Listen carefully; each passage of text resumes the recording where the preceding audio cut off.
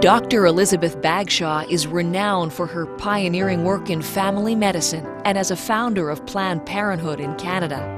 One of the things that she always talked about was she wasn't a particularly good student. She was always expressing her own opinions. She was very independent. I was always getting into troubles. As public school, one teacher that taught for a year, I don't think he ever missed more than 2 days in a week that he didn't thrash me. And I think it was 2 or 3 times she got the strap for some infraction. And then as she was walking back to her seat, I stuck my tongue out and teacher, everybody laughed and he wanted to know what I did. And I said, "Oh, I had nothing you'd like to hear." And he took me up and gave me another one for being saucy. A happy-go-lucky, independent-thinking Elizabeth Bagshaw grew up in rural Ontario in the late 1800s. As a self-proclaimed tomboy, she knew early on that she wanted the same opportunities as everyone else, even the boys. We wanted to take a chemistry and biology at Toronto University, and I had to register as an occasional student. So I went up to Toronto University, and there was a lineup of boys. One of them told me, he said, "You know, I think you're in the wrong place. It's down further where the girls are registering." I said, "Well, what are they registering here for?" And he said, "Oh, for medicine."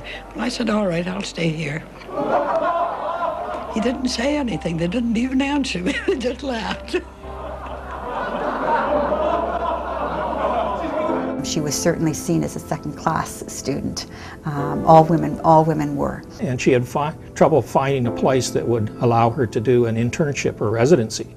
So she actually came to Hamilton and was associated with another doctor in the city to start practicing. Her practice was based mostly with immigrants and people who, at the time before we had OHIP, people who possibly could not pay her. I made arrangements with Field, the livery stable, to bring the horse and carriage down to the office at 9 o'clock in the morning, and I would keep it till 12. And at night, I used to always take my bicycle. Deliver 3,000 babies, and in one 24-hour period, I think she delivered 5 children. So she was a very busy doctor. There's a story about her taking the lamps from her car into a home when there was a power outage and using these lamps to deliver a baby. And it started to rain, a thunder shower came up, and all of a sudden off went all the lights, and they had no candles, and the baby was just about ready to be born. So I rushed out to the car, and my first car had 3 coal oil lamps and 2 carbides. So I took the 3 coal oil lamps and took them into the house and lit them. And then I scrubbed up again and the baby was born and everything all right. Took my lamps back. But I don't know what I'd done if I hadn't had those lights. The other thing that I think I remember are some of the stories that she told about the Spanish flu. We didn't know anything about flu. We had no penicillin, no vaccines of any kind for pneumonia, but we did have aspirin for pain. So quickly it developed that we closed theaters, we closed churches some of the time, we closed the doctor's offices. That was where people were congregating together and spreading it. Older people and babies and pregnant women nearly all died.